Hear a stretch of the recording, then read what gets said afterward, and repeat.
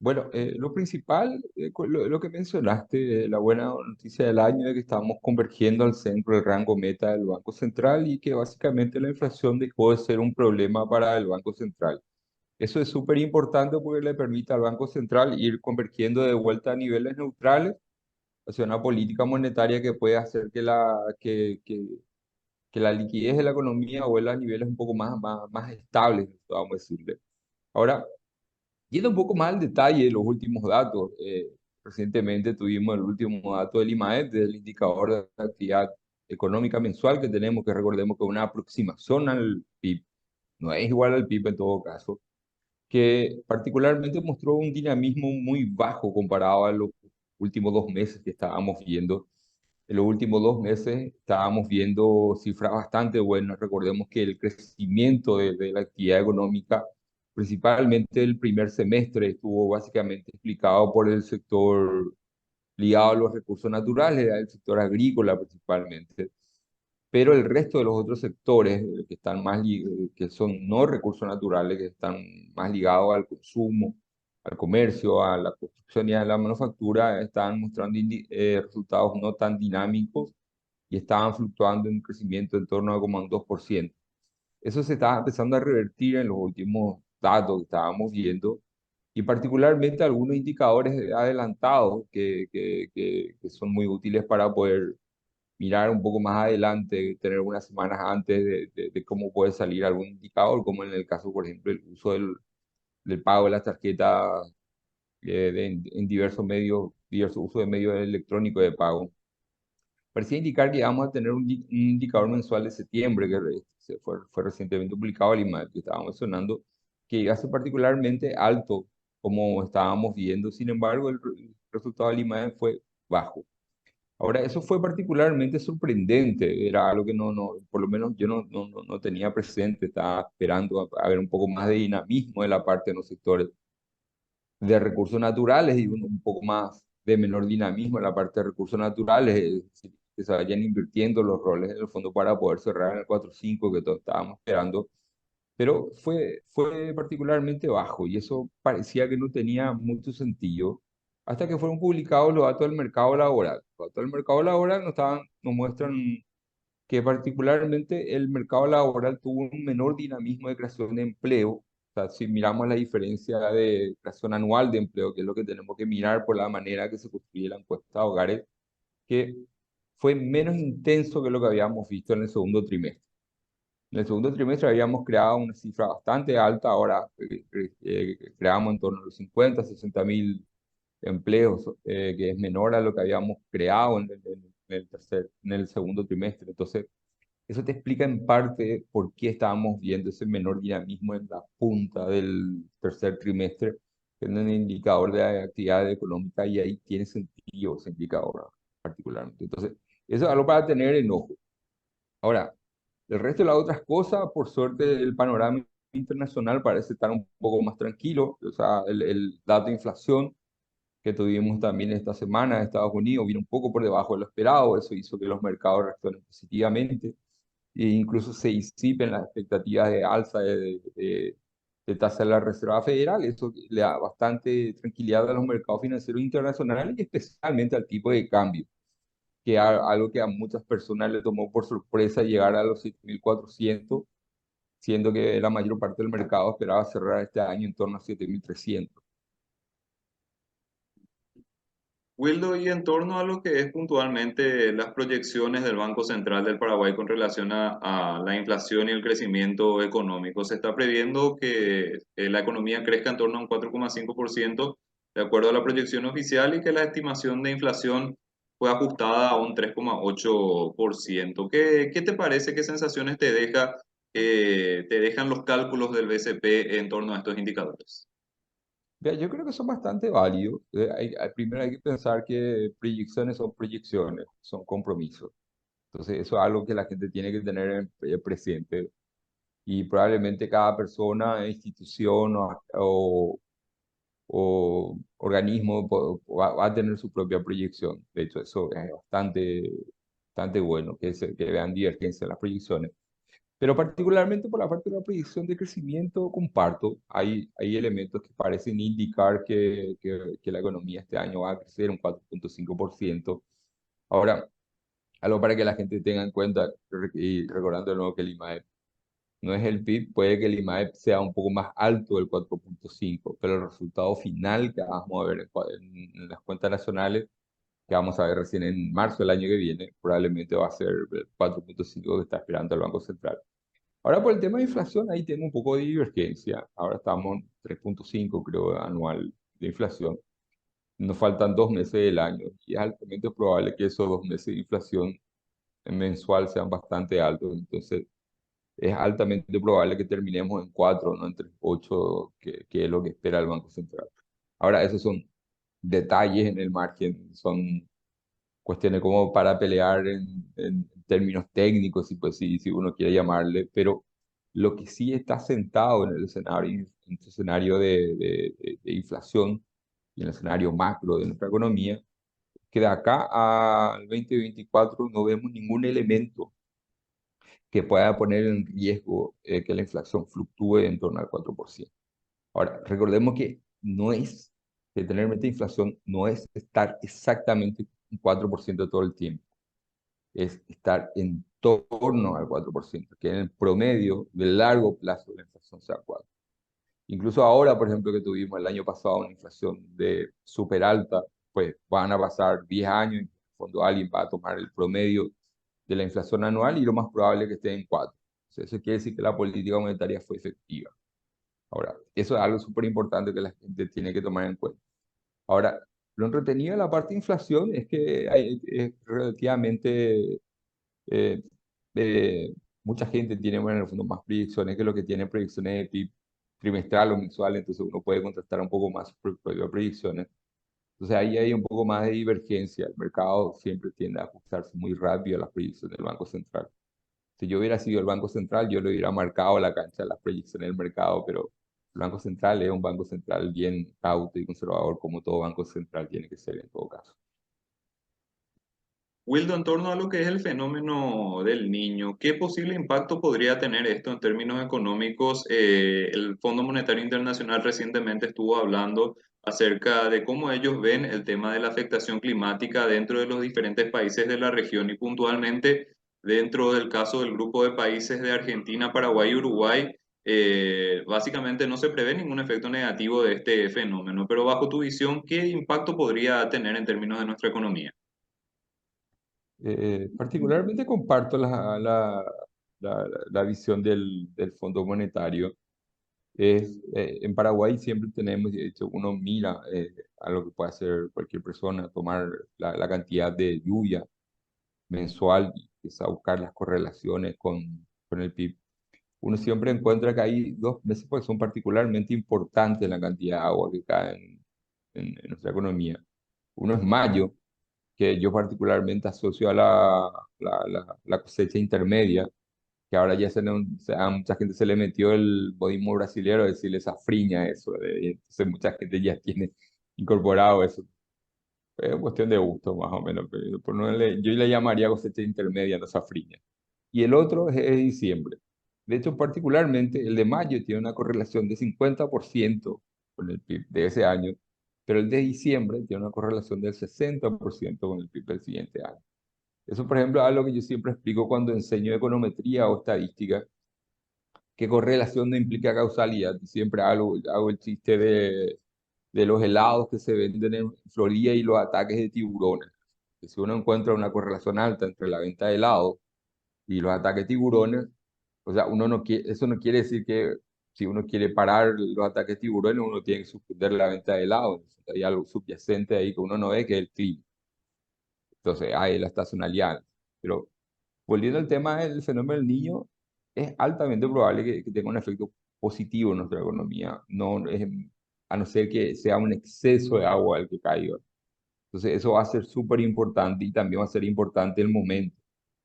Ahora, y también hay que esperar que nos llueva en el momento de la cosecha, que también es algo súper importante. Entonces, igual siempre estamos sujetos a esa volatilidad, algo que también, de hecho, justo me agarraste en un momento en el que estoy trabajando en un proyecto académico sobre el efecto del clima en diversas economías.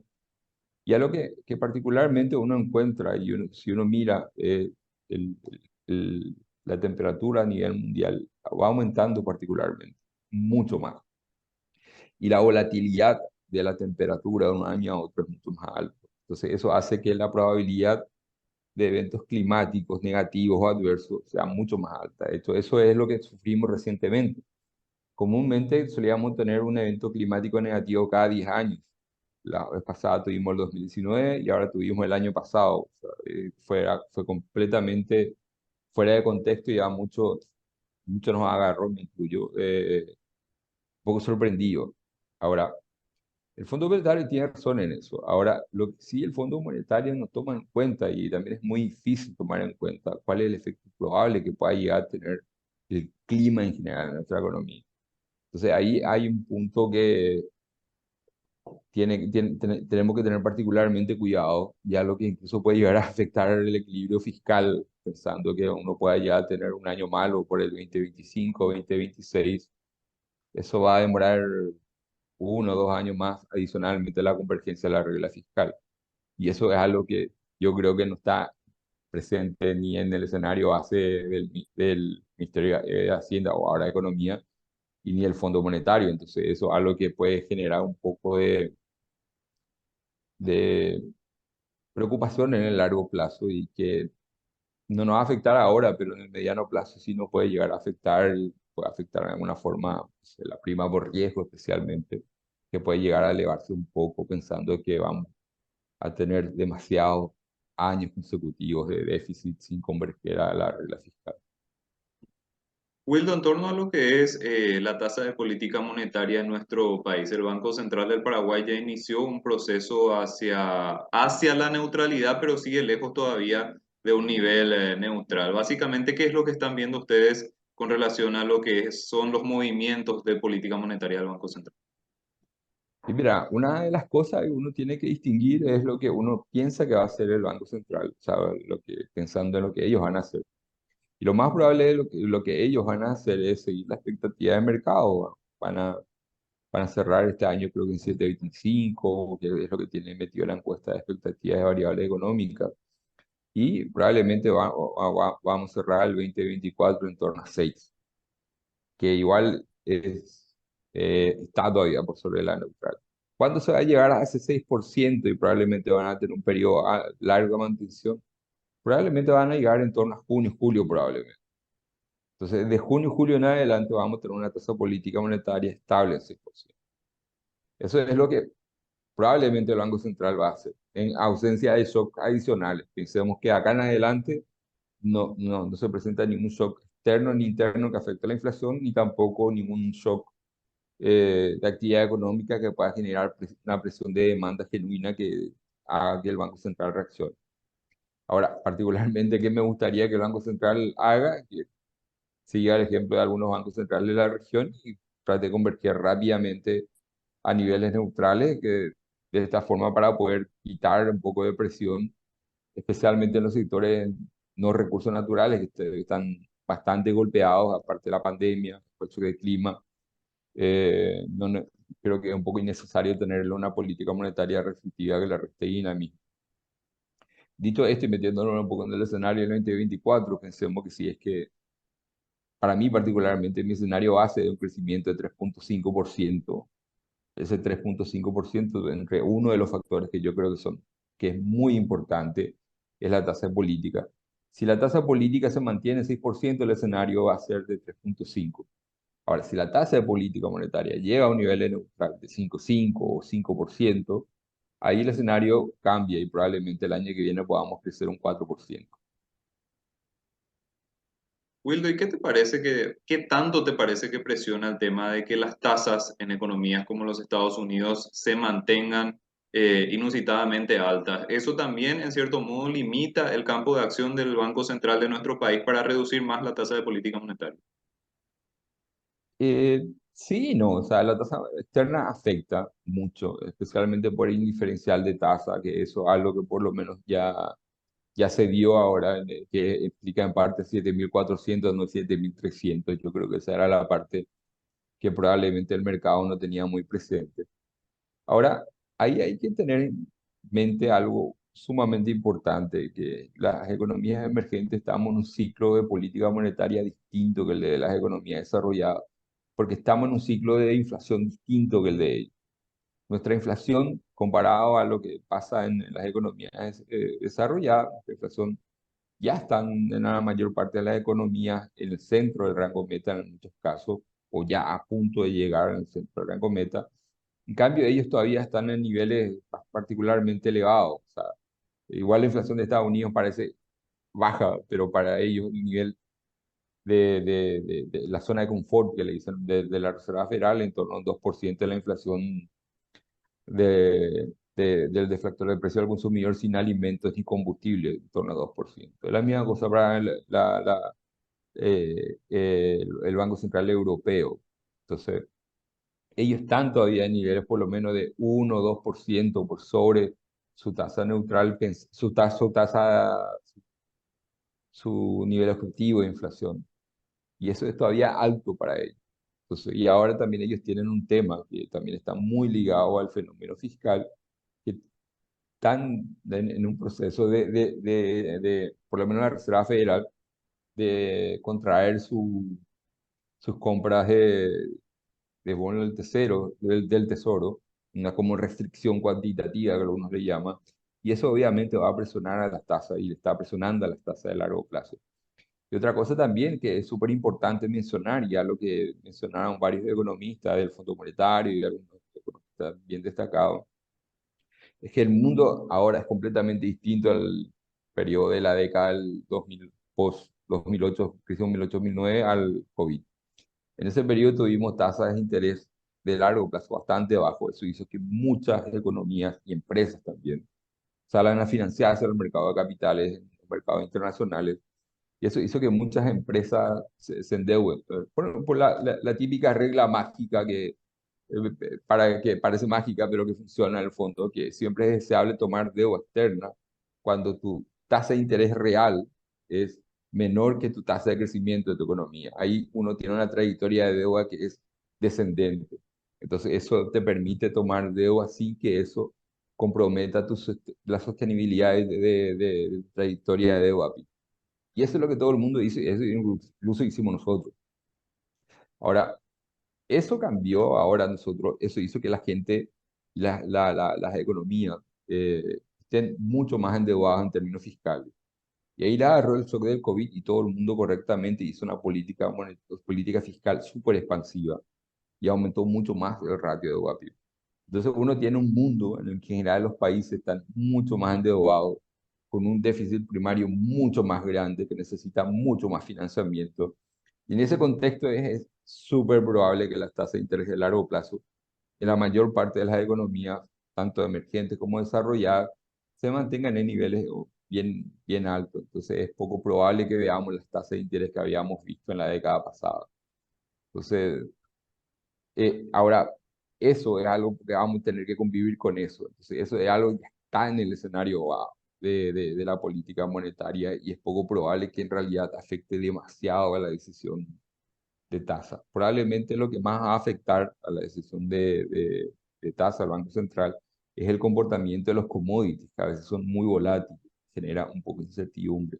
Y creo que por ahí parte un poco la cautela del Banco Central del Paraguay. Wildo, en torno a la parte de deuda pública de nuestro país, ¿qué te parece que podríamos tener como análisis teniendo en cuenta de que como prácticamente todos los países del mundo tuvimos el choque fuerte del COVID que impactó en términos de deuda pública, pero lo que yo veo que generalmente se está resaltando con relación a otros países es que tal vez otras naciones ya están en una dinámica de ir bajando ese crecimiento de la deuda pública y Paraguay todavía no puede ir equilibrando esa línea, ese ritmo de crecimiento de su deuda. ¿Qué te parece que podríamos esperar para los próximos años teniendo en cuenta el panorama en nuestro país, este proyecto de ley en torno a lo que es el auxilio a las finanzas públicas, el pago a las constructoras, a las farmacéuticas? ¿Cómo te parece que podemos enfrentar los próximos años en materia de deuda y administración del Estado? Bueno, hay un punto súper importante a tener en cuenta y que nosotros tenés razón en el sentido de que muchos países ya están convergiendo más rápidamente a niveles de estabilidad fiscal, de regla fiscal. Nosotros nos estamos demorando un poco más de la cuenta. Ahora, lo que hay que tener presente es que a diferencia del resto del mundo, nosotros tuvimos un shock negativo bastante fuerte del clima el año pasado y eso nos restó bastante dinamismo en nuestra economía. Eso hace que en el fondo nosotros tengamos menos capacidad fiscal de generar recursos y menos ingresos tributarios. De hecho, eso hizo que tengamos eh, un déficit un poco más alto de lo que teníamos previsto. Otra cosa que nosotros tampoco teníamos previsto, que el gobierno en el fondo, fondos creo que no contempló de alguna forma, que el déficit primario, o sea, el gasto primario es mucho más elevado por las necesidades que enfrenta la población de mayor salud principalmente, y educación y otro tipo de bienes públicos. Todo eso derivado del choque del COVID. Entonces, eso hace que ellos tengan mucha más demanda de bienes públicos que tienen que financiar a través de bienes primarios. Y eso hace que tengan un déficit primario mucho mayor, o sea, un déficit fiscal mucho mayor. Y eso hizo en el fondo que tengamos la deuda flotante, esta que está generando ruido, que es súper necesario transparentar, pagar y volver a tratar de pensar en cómo llegar a una trayectoria un poco más descendente de la deuda pública, porque hasta ahora tanto las simulaciones del Fondo Monetario Internacional, que fueron publicadas en su World Economic Outlook, que se publicó ahora en octubre, y también de la, el informe de finanzas públicas del Ministerio de Economía, que siempre acompaña el presupuesto, que es algo muy interesante, pues tiene análisis de sostenibilidad de deuda, no muestra trayectorias que sean muy eh, como descendientes, que muestran una trayectoria de deuda que baje bastante rápido, sino al contrario, parece una trayectoria que se mantiene constante a través del tiempo. Y esto es algo preocupante, porque tenemos muchas necesidades sociales que cubrir, tenemos mucha necesidad de infraestructura, entonces eso va a ser un desafío muy importante para este gobierno, para toda la economía, para todos nosotros, y especialmente pensando en, en que hay que generar recursos y tratar de cumplir con eso, que veo bastante complicado poder cumplir con todas las necesidades y no aumentar el déficit fiscal y incrementar el ratio de deuda PIB. Mm. En cierto modo, Wildo, ¿te parece de que la promesa del gobierno de no subir impuestos se puede sostener en un mediano plazo teniendo en cuenta las necesidades que se tienen en cuanto a financiamiento por parte del Estado? Mira, yo creo que esa promesa estuvo basada en algunos elementos que son muy complicados. O sea, yo no dudo de la capacidad y del plan que tiene el Ministerio de Economía del ministro Carlos Fernando Aloíno, de su equipo técnico, son gente brillante. Pero tengo particularmente dudas de que se pueda cumplir eso. O sea, yo creo altamente probable que al final de este gobierno, por el 2025, 2026, si llegamos a enfrentar algún shock de clima, necesariamente van a tener que aumentar las tasas. Yo, entonces, eso es algo que veo poco probable que pase. Ahora, ellos probablemente pensaban, tenían un escenario positivo en el que se hacía una reforma de pensiones, que trataban de generar el plan de esta reforma, un plan universal de pensiones, que es lo que había dicho el ministro Carlos Fernández antes de asumir.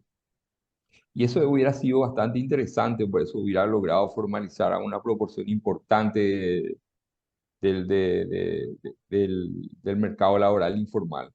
Entonces, eso hubiera generado un poco atrapado un poco ese ahorro de largo plazo que tenemos perdido en la informalidad, que es mucha plata.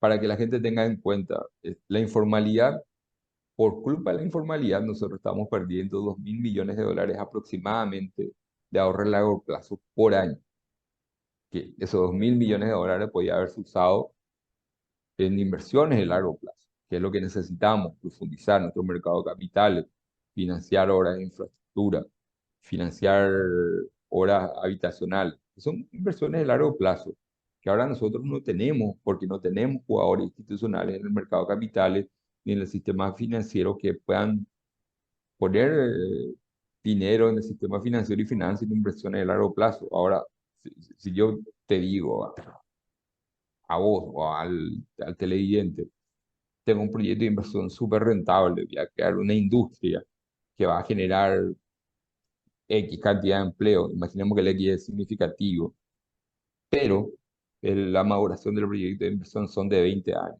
Necesito que me prestes plata y me compres este bono. Nadie va a comprar ese bono. ¿Sabes? Porque nadie va a esperar a esos 20 años para recibir el dinero de eso. Pero ¿quién sí puede esperar eso? Alguien que esté recibiendo los ingresos de una persona que espera jubilarse dentro de 20 años. Entonces, eso es algo que nosotros necesitamos y eso es algo que algunos países sí tienen, que por eso pudieron cerrar rápido sobre esta infraestructura, como Uruguay y Chile, donde los fondos institucionales, los fondos de pensiones, financian en gran parte el desarrollo de la infraestructura en esos países y eso le permite a la gente tener mejor calidad de vida.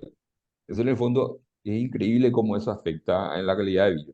A la gente que está viendo eso y que anda en colectivo todos los días, anda apretado, con una sardina en una micro, eso es porque no tenemos un sistema de pensiones decente, porque no tenemos ahorro a largo plazo y no podemos financiar proyectos de infraestructura de largo plazo.